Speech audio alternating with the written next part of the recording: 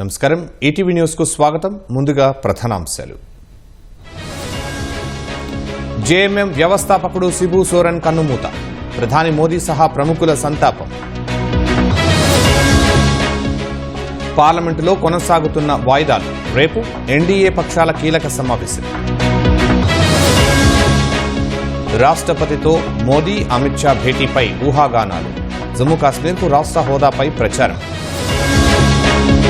China దురాక్రమణ వ్యాఖ్యలపై supreme court ఆగ్రహం. ఎలా తెలుసునని రాహుల్కు సూటి ప్రశ్న. యూపీ ఉత్తరాఖండ్ను ముంచెత్తిన వరదలు. ఉప్పొంగి ప్రవహిస్తున్న గంగా యమున. భారత్పై ఒత్తిడి పెంచే వ్యూహాల్లో ట్రంప్. టారిఫ్లను భారీగా పెంచుతామని ప్రకటన.